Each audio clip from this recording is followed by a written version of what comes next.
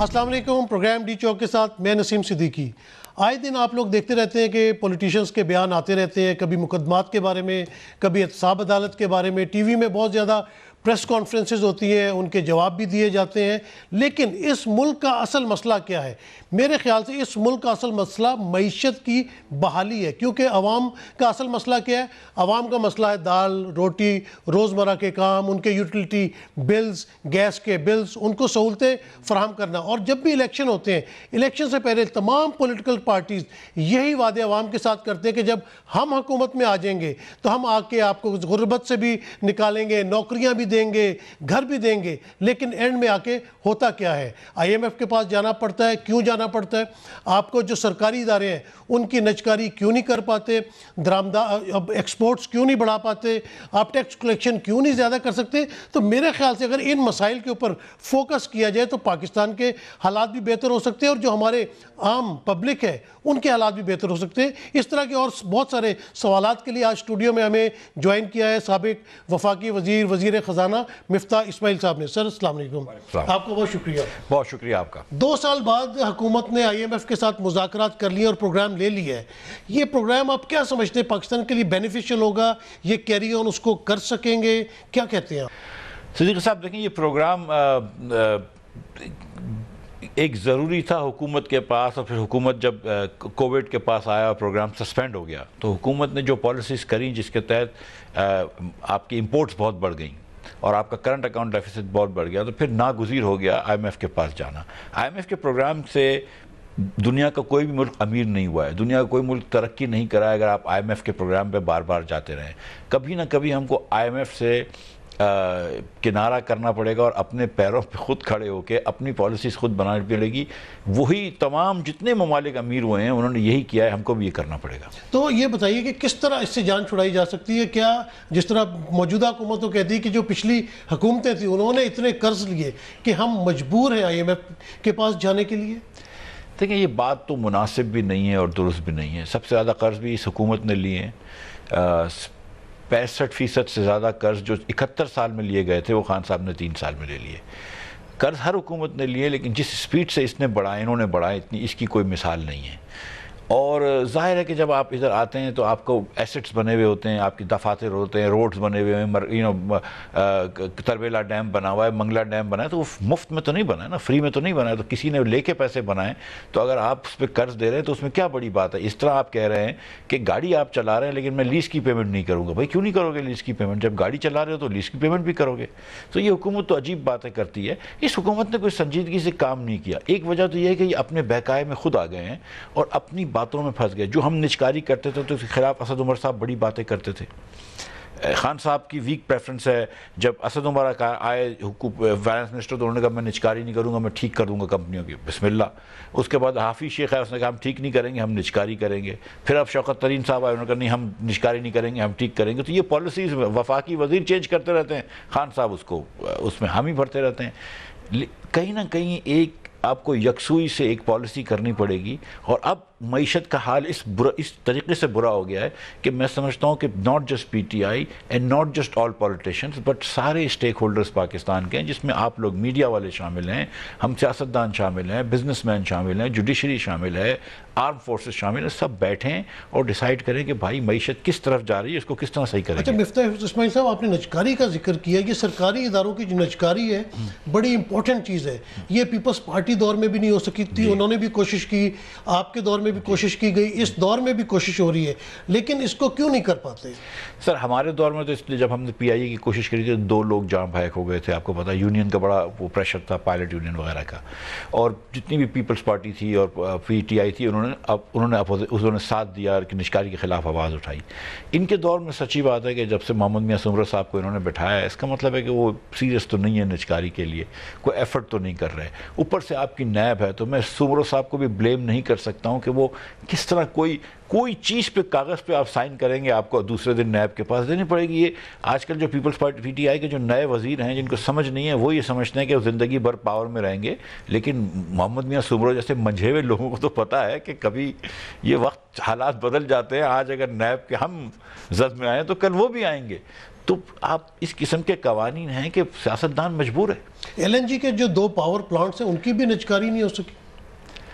اب دیکھیں کہ یہ دنیا کے ایفیشنٹ ترین 3 پاور پلانٹ لگے ہیں بکی بلو کی حویلی بہادر شاہ میں. 2 حکومت پاکستان کے ہیں اور 1 حکومت پنجاب کا ہے. تو ایک تو یہ کہ چلے ہم اس پہ ہم نے نیپرا کی کاسٹ سے زیادہ سستے لگا، ایفیشنٹ ترین ہے. آپ اس کو، اور جب یہ نجکاری کرنا ہے اس کا مطلب ہے کہ آپ یہ سمجھ رہے ہیں کہ ہم نے ایک اچھا ایسٹ لگایا لیکن وہ بھی نہیں کری. لیکن کتنی سیریسنس تھی، کہاں تک آگے لے کے گئے تھے، کیا شارٹ لسٹ کری کمپنیز کو، کیا بیڈنگ کروائی، کیا ڈیو ڈیلیجنس کروائی، یہ تو وہاں تک پہنچے ہی نہیں ہے نا. تو مطلب یہ کس طرح مسئلہ حل ہوگا؟ مطلب آپ کی بھی حکومت تھی جیسی، کیا اسمبلی سے کچھ ایسے بل پاس نہیں ہو سکتے؟ اور اگر یہ پاکستان کی معیشت کی بہتری کے لیے تو کیا اپوزیشن موجودہ حکومت کے ساتھ بل کوئی ایسے پاس کر لائے جس کی وجہ سے سرکاری افسران کو یہ خدشہ نہ رہے یا منسٹرز کو بھی یہ خدشہ نہ رہے کہ بعد میں ہمارے اوپر جو ہے کوئی نیب کے کیسز آ جائیں گے یا کوئی احتساب عدالت ہمیں جانا پڑے گا؟ تو کوئی لاہ عمل اس طرح کا آپ کے ذہن میں ہے؟ میں تو یہ سمجھتا ہوں صدیقی صاحب کہ نیب ہونا ہی نہیں چاہیے. ٹھیک ہے، آپ کے پاس دوسرے ادارے ہیں FIA وغیرہ جو کر سکتا ہے، اس کے اندر اینٹی کرپشن کی چیزیں ہوتی ہیں.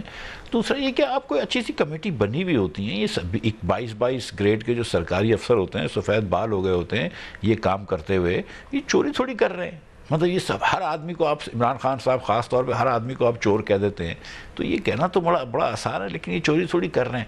مطلب PIA کے اندر اور یا اسٹیل مل کے اندر آپ مطلب ان کمپنیوں کے جتنے اساس ہیں اس سے بہت زیادہ ان کے اوپر واجبات ہیں، اس سے بہت زیادہ قرض ہے. اس کو کون لے گا ابھی؟ آپ 45 ارب روپے کا PIA میں نقصان کر رہے ہیں، اتنا ہی آپ تقریباً نقصان کر رہے ہیں اسٹیل مل میں. آپ اربوں کا نقصان کر رہے ہیں جس سے آپ سکولیں بنا سکتے ہیں، اسپتال بنا سکتے ہیں، دوسرے دیگر کام کر سکتے ہیں، لیکن آپ بضد ہیں کہ آپ نقصان کریں. لیکن اس طرح تو عمران خان صاحب نے پھر ایک بات صحیح کی کہ یہ جو سرکاری ادارے ہیں یہ امپلائمنٹ ایکسچینج بنی ہوئی ہیں.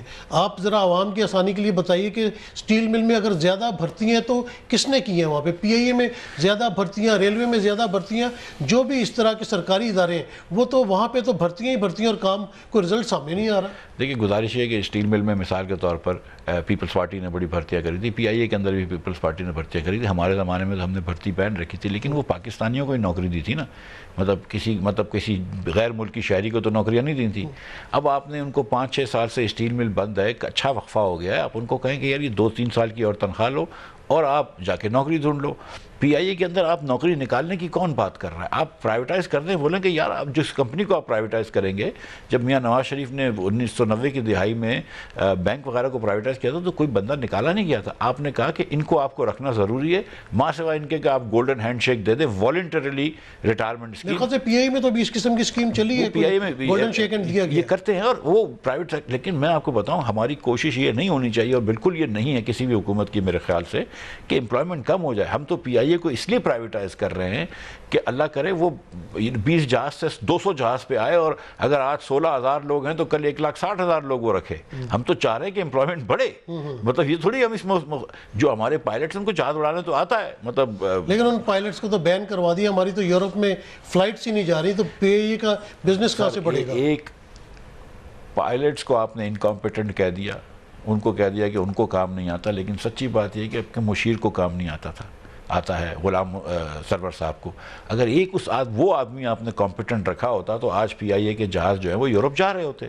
آپ نے پوری PIA کے اوپر کو زد میں ڈال دیا اور پوری سول ایویشن کو ختم کرا دیا صرف اس لیے کہ ایک منسٹر نے بے وقوفانہ احمقانہ، میں معذرت کے ساتھ کہتا ہوں، احمقانہ اسٹیٹمنٹ دیا اور اس پہ کھڑے رہے اور آپ نے سب کو ڈاؤٹ سب کے. اچھا مجھے ایک بات سمجھ نہیں آئی کہ یہ جعلی لائسنس کے اوپر چلو لوگ گاڑی تو چلا لیتے ہیں، مطلب ایک پائلٹ جو ہے وہ جہاز اڑا کے یورپ جا بھی رہا ہے، وہاں سے جہاز واپس بھی لے کے آ رہا ہے، یہ کس قسم کا جعلی لائسنس تھا؟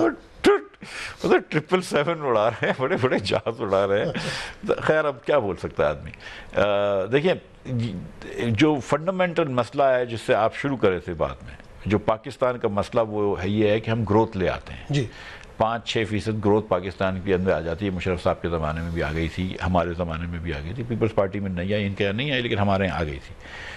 مسئلہ یہ ہوتا ہے کہ جب آپ گروتھ لے کر آتے ہیں تو آپ پھر کرنٹ اکاؤنٹ ڈیفیسٹ کے مسئلے میں پھنس جاتے ہیں، جو کہ آج کل پی ٹی آئی پھنسی ہوئی ہے. ٹریڈ ڈیفیسٹ پاکستان کا ہائیسٹ ایور ہوگا. پی ٹی آئی کی جب گورنمنٹ آئی تھی تو ان کا یہی کہنا تھا کہ ہمیں جو ہے کرنٹ اکاؤنٹ کا خسارہ بہت بڑا دیکھے گئے ہیں شاید خاقان عباسی صاحب. جی، تو اگر شاید خاقان عباسی نے ان کو 19 بلین کا خسارہ دیا ہے تو اس سال جو ہے وہ 17-18 بلین پہ پہنچ جائیں گے. اور 3 سال کے اندر آپ نے 60 لاکھ لوگوں کو بے روزگار کر دیا، 2 کروڑ لوگوں کو خطے غربت کے نیچے ڈال دیا، اور پھر وہیں پہ جا کے کھڑے ہو گئے. جہاں سے ابتدا کری تھی وہیں پہ جا کے کھڑے ہو گئے. تو کیا آپ نے انہوں نے تو 1 کروڑ نوکریاں دینی تھی، اس کا مطلب کہ اب 3 کروڑ دینی پڑیں گی. 60 لاکھ نوکریاں گئی ہیں، 2 لاکھ لوگ غربت کے نیچے آئے. تو 1 کروڑ نوکریاں جو دینے والے تھے وہ انہوں نے 60 لاکھ نوکریاں لی ہیں. جو 50 لاکھ لوگ مکان دینے والے تھے انہوں نے تمام لوگوں کو، کتنے لوگوں کو اب گھر سے بے گھر کرا ہے. وہ تجاوزات کے حق کی بات پہ توڑا گیا ہے. اگر کسی ایک گھر کو ریگولرائز کرا گیا ہے تو وہ ہم کو دونوں کو پتا ہے کہ کس گھر کو کیا. اچھا، آپ کیونکہ وزیر خزانہ بھی رہے ہیں، یہ ٹیکس وصولی کا کیا مسئلہ ہے کہ 22 کروڑ کہا جاتا ہے کہ 22 کروڑ عوام ہے، 30 لاکھ ٹیکس دیتے ہیں، لیکن میرے خیال سے تو 22 کروڑ کے 22 کروڑ ٹیکس دیتے ہیں. آپ گروسری لینے چلے جائیں، آپ پیٹرول لینے چلے جائیں، آپ بجلی کے بل پے کر رہے ہیں، تو ٹیکس تو میرے خیال سے پوری عوام، پوری قوم ٹیکس پے کرتی ہے، پھر بھی معاملہ حل نہیں ہوتا. صدیق صاحب، آپ نے ایک دم صحیح فرمایا کہ پوری عوام ٹیکس دیتی ہے. جب آپ ایک 20 روپے کا ٹوتھ پیسٹ بھی خریدتے ہیں تو اس پہ آپ نے 3 روپے 40 پیسے سرکار کو ٹیکس دیتے ہیں. جو سرکار جو لیتی ہے تو اس کا 60% حصہ وہ صوبوں کو دیتی ہے. تو جس صوبے میں بھی آپ رہتے ہیں جہاں سڑکیں بن رہی وہ آپ کے پیسوں سے بن رہی ہیں، کوئی فی سبیل اللہ نہیں بنا رہا. اگر آپ اس وقت 400 روپے کلو گھی خریدتے ہیں تو اس پہ 68 روپے آپ سرکار کو ٹیکس دے رہے ہیں. 68 روپے اس کا مطلب کہ پوری 22 کروڑ عوام ٹیکس تو پے کر رہی ہے نا. ہاں، اس میں یہ ہوتا ہے کہ جو صاحب ثروت لوگ ہیں، جو ان کے پاس پراپرٹیز ہیں، جائیداد ہیں، تو پراپرٹی پہ ہم بہت کم ٹیکس لیتے ہیں. 500 ارب روپیہ بھی ٹیکس نہیں لیتے سال کا. لیکن ہم سیلز ٹیکس بہت لیتے ہیں، جو غریب لوگوں سے بھی لی جاتا ہے وہ ہم لیتے ہیں. 3 کھرب روپے کا، 3000 ارب روپے کا ٹیکس ہم سیل ٹیکس کی مد میں لیتے ہیں، جو میں بھی دے رہا ہوں، میرا چوکیدار بھی دے رہا ہے، میرا ڈرائیور بھی دے رہا ہے. لیکن پراپرٹی کا ٹیکس جو ہے، جو مجھ پہ لاگو ہے کیونکہ میری جائیداد ہے، وہ آپ کم سے کم لیتے ہیں. تو یہ ملک کے اندر نہ صرف آپ ٹیکس جو ہے وہ آپ جس طرح لے رہے ہیں، آپ غریب کے اوپر ایک زیادہ بوجھ ڈال رہے ہیں، اور آپ امیر کے اوپر، صاحب طاقت کے اوپر، صاحب ثروت کے اوپر بوجھ نہیں ڈال پا رہے. پھر آپ کا ڈیفیسٹ ہوتا ہے. کچھ عرصے پہلے ایک مرتبہ ہلری کلنٹن آئی تھی، میرے خیال سے پیپلز پارٹی کے زمانے میں، اور ان کی ایک امیر لوگوں سے، بزنس مینوں سے میٹنگ ہوئی تھی، تو اس نے کہا تھا کہ آپ لوگوں کی وجہ سے پاکستان کو ایڈ لینی پڑتی ہے کیونکہ آپ لوگ ٹیکس نہیں دیتے. تو بات تو سچی ہے. لیکن یہاں پہ بھی دیکھیں، جب سب سے خان صاحب آئیں، انہوں نے جو انڈائریکٹ ٹیکسز ہوتے ہیں، سیل ٹیکس وغیرہ، اس میں انکریز کر دیا ہے. مگر کسی بھی صحیح طرف جانے کے کہ کسی امیر آدمی کے اوپر ہاتھ ڈالیں، یا امیر مطلب ایک انڈیویجول آدمی کے اوپر ہاتھ کی بات نہیں کر رہا ہوں، کہ ایز اے نیشن اگر ہم پراپرٹی ٹیکسز پہ جائیں تو وہ تو انہوں نے نہیں کیا ہے. تو کس طرح اس معاملے کو حل کیا جا سکتا ہے؟ ٹیکس کلیکشن کس طرح بڑھائی جا سکتی ہے؟ حکومت کو ہم نے دیکھا ہے، ایف بی آر کو ہم نے دیکھا ہے کہ وہ کوشش تو پوری کریں. اچھا، یہاں ایک بریک لے لیتے ہیں، بریک کے بعد اس سے کا میں تفصیل سے آپ سے جواب لوں گا. ٹیک اے بریک. Welcome back. اچھا سر، آپ سے بات ہو رہی تھی کہ کس طرح ٹیکس کلیکشن کو مزید بڑھایا جائے. مطلب آپ کیونکہ وزیر خزانہ رہ چکے ہیں، آپ کے پاس بھی آئیڈیاز ہوں گے، اور اگر آپ اس حکومت کو دینا چاہیں اس وقت، تو کس طرح اکانومی جو ہے وہ صحیح راستے پہ آ سکتی ہے؟ دیکھیے رشید صاحب، اس سے پہلے کہ آپ کسی پاکستانی کو آج کے دور میں، اس مہنگائی کے دور میں کسی کو کہیں کہ تم مزید ٹیکس دو، تو اس سے پہلے آپ کو اپنے گھر میں دیکھنا چاہیے کہ کیا اخراجات پہ آپ نے قابو کیا ہے، کیا آپ نے خرچوں میں کہیں کمی لے کر آئے ہیں. اگر آپ کے خرچے افراط زر سے، یعنی کہ انفلیشن سے زیادہ تیزی سے بڑھ رہے ہیں، تو پھر آپ کس منہ سے ٹیکس مانگ سکتے ہیں؟ تو ایک تو یہ کہ ہم کو ایک مرتبہ دیکھنا چاہیے کہ اپنے اخراجات ہمارے درست ہیں کہ نہیں ہیں. اس کے بعد آپ آئیے ٹیکس پہ. تو سر، میں تو اب بھی یہ سمجھتا ہوں کہ ہم جب شاہد عباسی صاحب وزیر اعظم تھے اور کچھ عرصہ میں وزیر خزانہ تھا، تو ہم نے جب بجٹ کے اندر ہم نے 2-3 چیزیں کری تھی. ہم نے کہا تھا کہ یہ ایک پراپرٹی ٹیکس جو صوبے 8% لیتے ہیں، ہم نے کہا تھا اس کو 1% کر دو. 1% کر دو، 1% صوبہ لے لے، 1% فیڈریشن لے لے، لیکن پراپرٹی کو صحیح ریٹ پہ کر دو. آپ کا ڈی سی ریٹ جو اکثر ہوتا ہے وہ بہت کم ہوتا ہے ایکچوئل پراپرٹی ریٹ سے. آپ اس کو ہم نے چھوڑ دیا. ہم نے کہا جس کو جو مرضی وہ ریٹ لکھ لے، ہم کسی کو زبردستی نہیں کریں گے، آپ اپنی ایمان پہ لکھ دیں. یہ ہم نے ایک رول رکھا تھا کہ اگر آپ کوئی بھی ریٹ لکھیں گے ہم 6 مہینے کے اندر اگر چاہیں تو ڈبل قیمت پہ خرید سکتے ہیں. اس کا مطلب کوئی آدھے سے کم تو ریٹ نہیں لکھے گا, لیکن آپ ٹیکس ریٹ کر دیں 1%. اس طرح ہم نے انڈیویجول انکم ٹیکس کو بھی کم کر دیا تھا, ہم نے کر دیا تھا 10 اور 15%, 5, 10 اور 15%. جب آپ ٹیکس ریٹس کو کم کریں گے تو کمپلائنس بڑھ جائے گا. جب آپ 17% سیل ٹیکس لگا رہے ہیں تو کمپنیز کے اوپر, دکانداروں کے اوپر بھی انسینٹیو ہو جاتا ہے کہ وہ تھوڑی بہت اس کو ٹیکس کو چھپائیں. اس کی بہتر طریقہ یہ ہے کہ جہاں جہاں ممکن ہے وہاں آپ فکسڈ کیپیسٹی ٹیکس لگا دیں. دکانوں پہ آپ کو پتہ ہے مثال کے طور پر کہ ہر دکان کا کوئی اسکوائر فٹیج ہوتا ہے, آپ اس کے اوپر ٹیکس لگا دیجئے. جو ایئر کنڈیشن دکان ہے وہ ہے FBR میں, اس کو ڈبل کر دیں. جو مال میں دکان ہے اس کو 3 گنا کر دیں. آپ اس طرح کر کے آسانی سے ٹیکس جمع کر سکتے ہیں اور اکانومی کو آپ ڈسٹرب کم کریں گے. اسی طرح آپ جہاں جہاں کیپیسٹی ٹیکس لگا سکتے ہیں لگائیں. آپ پراپرٹی کے اوپر تھوڑا سا ٹیکس لگائیں, آپ اس کے ریٹس کو صحیح کریں, اس کو پرسنٹیج کو کم کریں, میرے خیال سے ٹیکس جمع ہو سکتا ہے. لیکن آپ نے دیکھا کہ جب بھی ٹیکس کلیکشن کی بات ہوتی ہے, جیسے یہ بھی ہو رہا تھا کہ جو ریٹیلرز ہیں ان کے پاس پراپر مشینیں رکھی جائیں گی, کیونکہ جب آپ کے پاس پیسہ کلیکٹ ہوتا ہے, سیلز ٹیکس کلیکٹ ہوتا ہے, آپ اسے گورنمنٹ کو ادا نہیں کرتے, تو وہ پھر آپ نے دیکھا کہ تاجر حضرات سڑکوں کے اوپر آ جاتے ہیں اور پھر وہاں پہ ہنگامے شروع ہو جاتے ہیں. تو اس کا کیا حل کیا ہے؟ آپ اس کا حل یہ کہ آپ اپنی پرائیورٹیز دیکھیں, اپنی ترجیحات دیکھیں. جب آپ پراپرٹی ٹائکونز کو یہ F6 بلو ایریا کے اندر جو کہ ایک پلاٹ 200 ارب کروڑ روپے کا ہے, 200 کروڑ روپے کا ہے, 500 کروڑ روپے کا ہے, اس پہ تو آپ نے ایمنسٹی دے رکھی ہے 2 سال سے. آپ نے کہا کہ جتنے بھی پیسے تم کو لگانے, 300 کروڑ روپے کا پلاٹ لو, اس پہ کوئی سوال نہیں پوچھا جائے گا. 1000 کروڑ روپے کا تم فلیٹس کا پروجیکٹ بناؤ, کوئی سوال نہیں پوچھے گا. لیکن آپ بولتے ہیں یہ بیکری والے کو کہ یار تم ٹیکس دے دینا ڈبل روٹی پہ. اچھا تو سر تھوڑی سی اپنی ترجیحات پہ بھی نظر ثانی کی جائے نا, کہ اگر آپ نے 2 سال سے ایمنسٹی ریٹیل کے سیکٹر کو ریل اسٹیٹ کے سیکٹر کو ٹیکس فری رکھ دیا ہے, تو کوئی آدمی کسی چیز میں بھی کیوں ٹیکس دے گا؟ مثال کے طور پر اگر ایک چینل کا مالک بھی بہت پیسے کماتا ہے, وہ ٹیکس نہ دے اور وہ پیسے جو اس نے کمائے اس سے جا کے پلاٹ خرید لے, اس کے پیسے تو وائٹ ہو گئے. تو آپ نے تو ہر آدمی کو ایک ایوینیو دکھا دیا کہ یار تم پلاٹ خرید کے ریل اسٹیٹ کر لو, تم کو ٹیکس دینے کی ضرورت نہیں ہے. تو آپ نے تو خود ایک طرف سے دروازہ کھول دیا ہے, آگے سے آپ نے تالا لگا دیا ہے کہ بھئی گھوڑا باہر نہ جائے, اور پیچھے کے دروازہ آپ نے کھلا رکھ دیا تو گھوڑا تو نکل جائے گا. اس کی کہیں یہ وجہ تو نہیں کہ وہ چاہتے ہیں کہ ریئل اسٹیٹ کا یا کنسٹرکشن کا بزنس بڑھے, اور جس طرح پرائم منسٹر عمران خان نے اکثر کہا ہے کہ اس سے 70 انڈسٹریز جو ہیں وہ چلتی ہیں. تو جب ریئل اسٹیٹ کا بزنس چلے گا, کنسٹرکشن چلے گی, ایک تو لوگوں کو روزگار ملے گا, دوسرا جو 70 انڈسٹریز چلیں گی وہاں پہ بھی روزگار ملے گا. تو یہ فائننس اچھا مینج کر لیتے ہیں, اس کی وجہ سے آپ کا کاروبار بھی اچھا چل رہا ہے. سچی بات ہے کہ مجھے کریڈٹ تو لینی چاہیے, لیکن میں لیتا اس لیے نہیں ہوں کہ میں کر نہیں رہا ہوں. میرے بھتیجے ہیں, بھائی ہیں جو کہ کام کرتے ہیں, میں بالکل کام نہیں کرتا ہوں. اچھا یہ بتائیے گا کہ بجلی کے زیادہ منصوبے, لوڈ شیڈنگ کا تو برا حال تھا پاکستان میں جب پیپلز پارٹی کی گورنمنٹ تھی. اس کے بعد جب مسلم لیگ نون کی گورنمنٹ آئی تو تقریباً بجلی کے پروجیکٹس جو ہے وہ آپ لوگوں نے رکھے. اس میں تھا کہ زیادہ کیپیسٹی پیمنٹس جو رکھی گئی, اس کی وجہ سے بجلی کا ٹیرف جو ہے وہ آج تک بڑھتا چلا جا رہا ہے. تو اس کا خیال نہیں رکھا گیا اس وقت؟ صدیق صاحب, یہ جو کیمرے رکھے ہوئے نا صاحب نے, بڑے اچھے کیمرے ہیں, لیکن اس کے بھی کسی نے فری تو نہیں دیے ہوں گے نا, پیسے سے دیے ہوگے نا. آپ بجلی کا پلانٹ اگر لگانے جائیں گے, میاں نواز شریف ہوئے, میاں شہباز شریف ہوئے, جو بھی گئے, تو کیا فری میں پلانٹ ملے گا؟ پلانٹ پیسے سے ہی ملے گا نا. مطلب وہ چائنیز انویسٹر ہوا یا جو بھی انویسٹر ہوا, وہ پاگل کا بچہ ہے کہ ہمیں یہاں فری میں پلانٹ لگا دے گا, پیسے سے لگائے گا. اب مطلب یہ کیا بات کر رہے ہیں آپ کہ نہیں پلانٹ لگے گا لیکن ہم کیپیسٹی چارجز نہیں دیں گے. مطلب کوئی پلانٹ لگائے گا تو پیسے نہیں مانگے گا. مطلب لیکن وہ کہہ رہے ہیں نا کہ زیادہ کیپیسٹی پیمنٹس جو ہے اس پہ آ جاتے ہیں.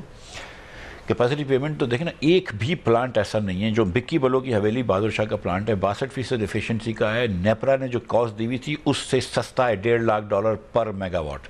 ٹھیک ہے, آپ دنیا کے اندر اگر ایک پلانٹ مجھے دکھا دیں جو ہم سے سستے لگے ہوں, یہ سیم پلانٹ, تو جو چور کی سزا وہ میری سزا. ایک پلانٹ دنیا میں اللہ کی مہربانی سے نہیں ہے. جس طرح ہم کہتے ہیں نا کہ جو ہم نے LNG کے ٹرمینل لگائے, اس سے سستا دنیا میں ٹرمینل نہیں لگا ہوا. اسی طرح آپ نے جو کول کے پلانٹس لگائے آپ کے ساہیوال میں اور پورٹ قاسم میں, جو نیپرا نے کاسٹ دی ہے اس کے حساب سے فورن انویسٹرز نے لگائے. ایبسولوٹلی جو نیپرا کی جو پرائس تھی, اس کے اندر نیپرا کے اندر جو تھا وہ ایک PTI کا, ایک KP کا بھی کمشنر ہوتا ہے, تو وہ بھی اس ٹیرف دینے میں شامل تھے. ٹھیک, تو گزارش یہ ہے میری, معاف کیجیے گا, گزارش میری یہ ہے کہ سارے پلانٹس جو لگے ہیں وہ ایک دم ایبسولوٹلی رائٹ کاسٹ پہ لگے ہیں. سوال یہ ہے کہ بھئی جو کیپیسٹی اب آپ کہہ رہے ہیں کہ زیادہ ہے یا نہیں, تو دیکھیں جب ہم آئے تھے تو 90 billion gigawatt hours 9 lakh gigawatt hours ہم بیچتے تھے. ٹھیک ہے, اس کو ہم لے کے چلے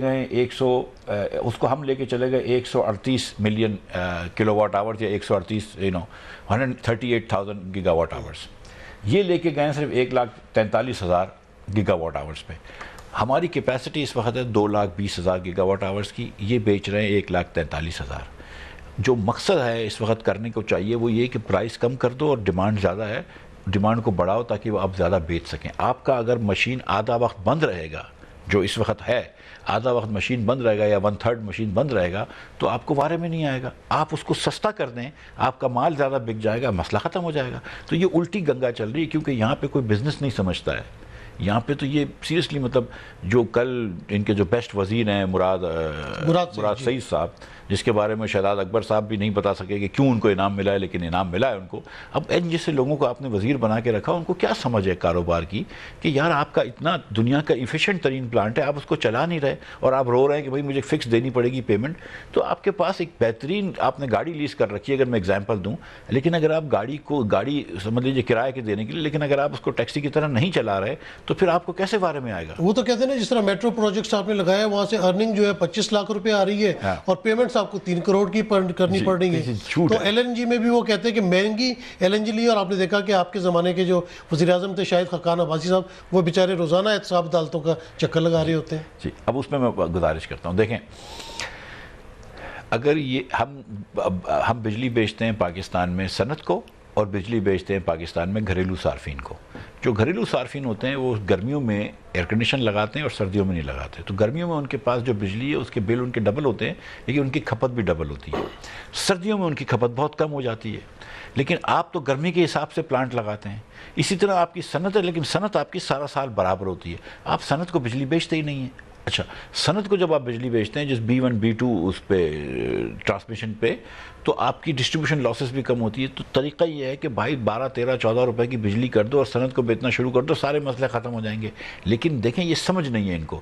اسی طرح آپ گیس کی بات کر رہے ہیں کہ شاہد خاقان عباسی نے جو گیس کا سودا کیا تھا, جو میاں نواز شریف بھی موجود تھے قطر سے, وہ ان کو بڑا مہنگا لگتا تھا اور روز سوالات ہوتے تھے. مجھ سے بھی سوالات ہوئے ہیں, شاہد بھائی کو تو بہت عرصے سوالات ہوئے ہیں.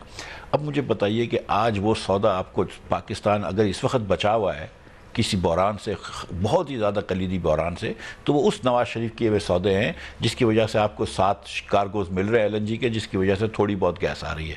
ورنہ آج تو برا حال ہو جاتا. جو نواز شریف سودے کر کے گئے ہیں وہ $10 سے کم میں آپ کو گیس مل رہی ہے, اور جو شارٹ ٹرم پہ عمران خان گیس خرید رہے ہیں شارٹ ٹرم پہ, وہ $30 کی گیس مل رہی ہے. تو کہاں $10 اور کہاں $30, یہ فرق ہے. چلیں باقی بات انشاءاللہ بریک کے بعد کرتے ہیں, یہاں ایک بریک لے لیں, بریک کے بعد دوبارہ حاضر ہوتے ہیں. Welcome back. اچھا, جس طرح ابھی آپ نے ایل این جی کی بات کی کہ اس وقت جو ایل این جی کے معاہدے کیے گئے تو اس سے پاکستان کو فائدہ مل رہا ہے. جو ہمارے زیادہ تر ممالک ہیں, دوست ممالک ہیں, ان سے مالیاتی اداروں سے قرض لے رہے ہیں, آپ کا کیا خیال ہے کہ آنے والے دنوں میں یہ تو نہیں ہوتا جائے گا کہ قرض ہم نے واپس بھی تو کرنے نا, کہ قرض اگر بڑھتے چلے جائیں گے, ان کو اتارنے کا کیا طریقہ ہے کہ ہم اس سے جان چھڑا سکیں؟ دیکھیے سیم صاحب, قرض سچ شارٹ ٹرم میں اترتا نظر نہیں آتا, سچی بات ہے. اور بہت سارے دنیا کے ممالک ہیں ان کا پاکستان سے بھی زیادہ قرض ہوتا ہے. جو طریقہ کار ہے وہ یہ ہے کہ قرض جس تیزی سے بڑھ رہا اس سے زیادہ تیزی سے آپ کی معیشت بڑھنی چاہیے. اگر آپ کی معیشت کا حجم بہت بڑا ہو جاتا ہے تو پھر قرض دینا کہ آپ قابل ہو جاتے ہیں, آپ واپس کریں یا نہ کریں لیکن آپ قابل ہو جاتے ہیں. مسئلہ ہمارا یہ ہے کہ معیشت ہمارا ایک جمود کا شکار ہے, معیشت نہیں بڑھ رہی ہے لیکن ہمارا قرض بڑھا جا رہا ہے.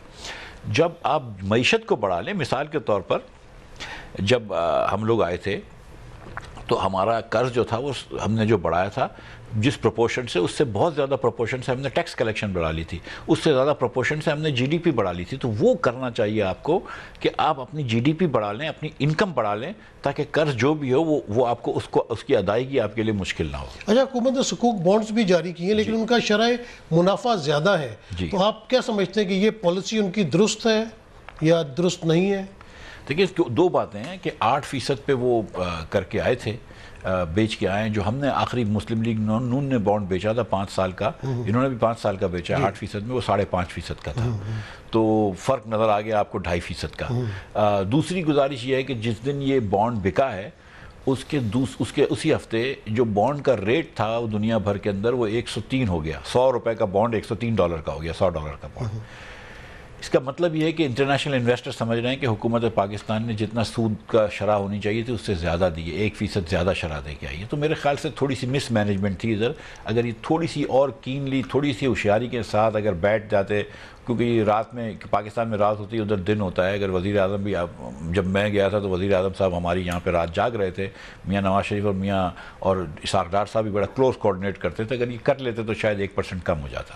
اچھا یہ بتائیے، جس طرح اسٹیٹ بینک کا مالیاتی بل سینٹ کے اندر پاس ہوا ہے، اپوزیشن بار بار یہ کہتی رہی کہ اسٹیٹ بینک کو بیچ دیا ہے، گروی رکھ دیا گیا. یہ کچھ ایسے جملے ہیں جو روٹین میں ہمارے ملک میں استعمال ہوتے ہیں نا، غدار ہو گیا، یہ فلاں چیز ہوگی. عوام کی آسانی کے لیے آسان لفظوں میں آپ ہمیں بتائیں گے کہ اسٹیٹ بینک والا کیا معاملہ ہے، کس طرح ہم نے اس کو گروی رکھ دیا ہے، یا ضروری تھا، یا اگر آپ کی حکومت ہوتی تو آپ لوگ کیا کرتے؟ ہماری حکومت ہوتی تو میں آپ کو گارنٹی کر رہا ہوں کہ یہ بل ہم اس طرح نیگوشیٹ نہ کرتے IMF سے، اور یہ بل کبھی بھی پاس نہیں ہوتا. ہمارا جو مسلم لیگ نون کا جو ایکچوئل جو آبجیکشن ہے نا، وہ اسٹیٹ بینک کی آزادی کے خلاف بالکل نہیں ہے. آپ اسٹیٹ بینک کو آزادی دیں، لیکن پاکستان میں آزادی دیں، پاکستان سے آزادی نہ دیں. اسٹیٹ بینک بہرحال ریاست کے ماتحت ہونی چاہیے. جو انہوں نے کیا ہے وہ ایک فرد واحد گورنر صاحب کو بے تحاشا پاور دے دیا ہے. مثال کے طور پر اب کسی کو اگر ڈیٹا دینا ہوگا، ایک مثال، چھوٹی سی مثال دے رہا ہوں، کہ کسی کو ڈیٹا دینا ہوگا تو اسٹیٹ بینک ایک مرتبہ گورنمنٹ سے پوچھ کے خود ڈیٹا دے دے گی. جبکہ اصول یہ ہوتا ہے، اور یہ میں FATF کی لاس کی بات کر رہا ہوں، AML اینٹی منی لانڈرنگ کے، یا خاص طور پہ کاؤنٹر فائنینسنگ آف ٹیررزم کے. تو اس میں یہ ہوتا ہے کہ جب میں بھی امریکہ گیا تھا وہ ہم سے ڈیٹا مانگ رہے تھے، میں نے کہا آپ ہمارے فورن آفس کے تھرو مجھ کو لکھیں. بولتی ہم بینک سے ڈائریکٹ لے لیں گے. میں کہا نہیں، بینک سے ڈائریکٹ میں اجازت نہیں دوں گا، آپ اسٹیٹ بینک کو میں اجازت نہیں دوں گا، آپ فورن آفس کے تھرو مجھ کو لکھیں. جب فورن آفس مجھے بھیجے گی تو ہم لاء ڈویژن سے بات کریں گے. آپس میں 3 فورن آفس کے سیکٹری، لاء ڈویژن کے سیکٹری، فائنانس ڈویژن کے سیکٹری بیٹھے گا، وہ ڈیسائیڈ کریں گے. اس کے بعد وہ گورنر صاحب سے وہ ڈیٹا لے کے دیں گے. ایک طریقہ کار ہونا چاہیے، ایسا نہیں کہ گورنر صاحب جو ہے اپنی مرضی سے ڈیٹا دے دے. اسی طرح یہ کہ اب یہ خدا نہ خواستہ اگر معاذ اللہ کل ملک میں سیلاب آ جاتا ہے تو یہ ہمارا بینک ہے نا، ہمارے حکومت کو اجازت نہیں ہے کہ ہمارے بینک سے ہم قرض لے سکیں. یہ کیا بات ہے بھائی؟ اسی طرح بہت ساری ایسی چیزیں کہ جہاں بورڈ کا پاور بھی آپ نے جو ہے وہ کمیٹی کو دے دیا، اور کمیٹی کے تمام ارکان وہ ہیں جن کی نوکری گورنر صاحب کے مرہون منت ہے. تو وہ ایک فرد واحد کو آپ نے بہت زیادہ پاور دے دیا ہے.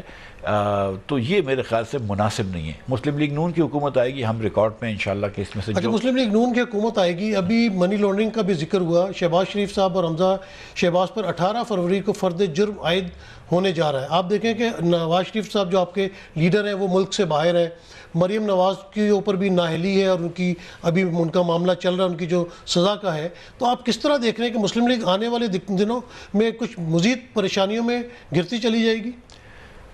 دیکھیں، مجھے ذرا بھی فرق نہیں پڑتا ہے کہ مریم نواز شریف یا شہباز شریف یا شاہد عباسی یا میاں نواز شریف یا میں خود مزید پریشانی میں چلے جائیں. ہمیں کوئی اس کا ڈر نہیں ہے. ٹھیک ہے، شہباز شریف سے زیادہ کسی نے جیل نہیں بھگتی. حمزہ نے 3 سال جیل بھگت لی ہے. اگر عمران خان کو پھر شوق پورا کرنا ہے پھر کر کے دیکھ لے. ہمارا مقصد یہ ہے کہ عوام کو مزید پریشانیوں میں نہ دھکیلیں. آپ 3 سال سے 10 سال سے چور بول رہے، چوروں کا الزام لگا رہے ہیں. 4 سال سے آپ کے پاس حکومت ہے، ہر فائل ہے نا حکومت کی. ہم کو بتا دیں کہ کس پروجیکٹ کے اندر بےایمانی کری ہے، ہم کو بتا دیں کہ کون سا پروجیکٹ مہنگا لگا ہے. آپ نے ذکر کیا پشاور BRT کا، اچھا پروجیکٹ لگ گیا، لیکن کتنے میں لگا؟ 100 ارب روپے کے اوپر. اسی سائز کا پروجیکٹ لاہور میں لگایا شہباز شریف نے، کتنے میں؟ 27 ارب میں. کہاں 27 ارب روپے جس پہ آپ شہباز شریف کو چوری کا الزام کرتے تھے، اور کہاں 100 ارب روپے، اور آپ شہباز شریف کو منی لانڈرنگ کا کہہ رہے ہیں؟ مطلب کوئی شرم ہونی چاہیے. آپ نے کروڑوں روپے خرچ کر دے، کروڑوں ڈالر خرچ کر دی، معاف کیجئے، اور لندن میں آپ گئے شہباز شریف کے خلاف پورے یہاں سے نیب کے کاغذات گئے، نیب کا DG گیا، شہزاد اکبر کتنے عرصے جا کے رہے، اور 2 سال تک لندن میں شہباز شریف کے اکاؤنٹس فریز کروائے، اور پھر کیا نکلا؟ مطلب لندن کی عدالت یہ کہہ رہی ہے کہ شہباز شریف منی لانڈرنگ میں انوالو نہیں ہے. شہباز شریف جو ہے وہ مس یوز آف اتھارٹی اور کوئی فائنینشیل گین کے لیے نہیں کر رہا. اب اس کے بعد ہم اور کیا کر سکتے ہیں؟ تو پھر یہ جو شہزاد اکبر پہلے کہتے تھے، آج کل شہباز گل کہہ رہے ہیں کہ مقصود چپڑاسی کے اکاؤنٹ میں 1 ارب روپے آ گیا، فلاں PN کے اکاؤنٹ میں اتنے پیسے آ گئے، وہ کیا چکر ہے؟ نسیم صدیقی صاحب اگر یہ اپوزیشن میں ہو کے یہ بات کرے نا تو سمجھ میں آتی. ان کے پاس تو حکومت ہے نا، پکڑے نا. जेल में डालें। आप तो शहबाज शरीफ को भी जेल फैसले में तो डालें। अदालतों ने करने नहीं, हैं। फैसले अदालत, केस तो फर्दर जुर्म तो आयद करें। 3.5 साल हो गए ना, मुझे बताएं ना कि शहबाज शरीफ ने कहाँ चोरी करी है। अब ये जो 18 को फर्दर जुर्म आयद हो रहा है, आप समझते हैं कि प्रॉब्लम में आ जाएंगे शहबाज शरीफ? सर शहबाज शरीफ को क्या कर लोगे? जेल में डाल दोगे? डाल दो, हम रेडी हैं। मुझे एक बताएं ना कि शहबाज शरीफ ने कहाँ चोरी करी है? जब फ्री दवाइयाँ दे रहा था पंजाब में, जो भी बुजदार नहीं दे रहा, वो चोरी थी क्या? जब रोड बना रहा था पूरे पंजाब में और बुजदार साहब नहीं बना रहे, वो चोरी थी? जो 27 अरब में शहबाज शरीफ ने लाहौर में बनाई है BRT, उसमें चोरी करी है, और इमरान खान ने 100 अरब में चोरी नहीं करी है? मुझे बताएं ना कि शहबाज शरीफ ने कहाँ चोरी करी है? जो ये सारे पंजाब में हस्पतालें बनाई हैं, उसमें चोरी करी है? हमको बताएं कि किधर चोरी चले, ये करी? तो एक चीज तो बता देना सर। चले, ये फैसला तो अदालत को छोड़ दें। अदालतें करेंगी। सिद्दीकी साहब, अदालतों से रिलीफ भी मिला आप लोगों को। अदालत, सिद्दीकी साहब, अदालतों से रिलीफ नहीं मिला, हमारा हक था। मेरी गुजारिश ये है, कोई हमने खुदा न खास्ता किसी से NRO नहीं लिया है। हमारी बात इतनी सी है कि एक मिनिस्ट्री है ना, वो बता दे कि यार शहबाज शरीफ ने ये अस्पताल बनाई है, ये इतने अरब की बनी है, हम इतने अरब में बना लेते, कम अज़ कम ये बता दें। अच्छा चले, आखिर में ये बताइए कि अदम एतमाद की क्या तैयारी और कितने पुरुमीद हैं आप लोग? सर देखें, अदम एतमाद जो है ना, वो शुरू असेंबली से नहीं होता, शुरू लोगों से होता है। आज लोगों को एतमाद है। आज वो जो लोग एनालिस्ट वगैरह, तज्ज़ियाकार, दूसरे सियासी लोग जो थे, जो इमरान खान की हिमायत करते थे, वो भी अब परेशान हो गए हैं कि यार इसने कुछ डिलीवरी नहीं करी। जो सिंसियरली एडवाइस करते थे कि यार अल्लाह करे इमरान खान सक्सीड हो जाए तो पाकिस्तान आगे चल जाए। हम तो चलो सियासी मुखालिफ हैं, जो न्यूट्रल लोगों ने कि चलो यार इमरान खान के हाथ भी पाकिस्तान तो आगे बढ़े, आज वो भी दिल बर्दाश्त होकर बैठे हैं ना। आज इमरान खान का सपोर्टर भी परेशान हो गया कि ये आटे दाल की कीमतें क्या करेंगी। तो इमरान खान के ऊपर इस कौम का अदम एतमाद तो हो गया है। अब देखते हैं कि जो कौम के नुमाइंदे हैं वो अपनी कौम की बात को कब मानते हैं। जो ओनस है वो इमरान खान के हलीफ जमातों के ऊपर, MQM हमारे भाई, PLQ वाले हमारे भाई, और GDA वाले भाई बहन, इनके ऊपर है। और ख़ास तौर पर जो एक 22-25 MNAs का ग्रुप है जहांगीर तरीन साहब का, उनके ऊपर ओनस है कि वो क्या वापस जा सकेंगे पब्लिक में PTI। इसका मतलब है कि आने वाले दिनों में कौमी असेंबली में और पाकिस्तान की सियासत में हलचल मचने वाली है। मिफ्ता इस्माइल साहब, आपका बहुत शुक्रिया। आपने देखा कि जब मईशत पे बात हुई तो उन्होंने कहा कि बहुत सारे काम इस तरह के हैं जो करने वाले, टैक्स कलेक्शन बढ़ानी पड़ेगी, प्रॉपर्टी जो बड़ी बड़ी प्रॉपर्टीज़ है उनके ऊपर आप ज़्यादा टैक्स लगाएं, अमीरों से ज़्यादा टैक्स लें और गरीब को रिलीफ दें। जब पॉलिटिक्स की बात आई तो उन्होंने कहा शहबाज शरीफ हो या शाहिद खकान अब्बासी, सबके ऊपर इल्ज़ामात लगे हैं, लेकिन अभी तक किसी के ऊपर इल्ज़ामात साबित नहीं हो सके। और मौजूदा हुकूमत जो इसने आवाम से वादे किए थे नौकरियां देने के, घर देने के, वो देने के बजाय उन्होंने यहाँ पे बेरोज़गारी बढ़ा दी है, लोग खताए गुर्बत की सतह से नीचे चले गए हैं। और अदम एतमाद पे जब बात हुई तो बड़े पुरुमीद लग रहे हैं कि कुछ जो नाराज़ ग्रुप है वो अगर इनके साथ मिल जाएंगे तो शायद इनकी अदम एतमाद कामयाब हो जाए। नसीम सिद्दीकी को इजाज़त दीजिए, अल्लाह हाफिज़।